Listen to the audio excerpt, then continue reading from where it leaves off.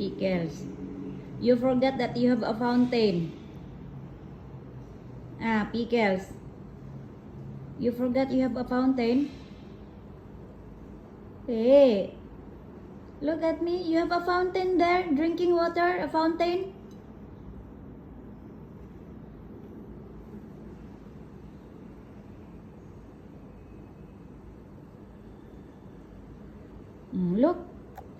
Look at his fountain. See? And he prefers to drink my water. That is my drinking water. Pickles. Shh. No, te. No, te.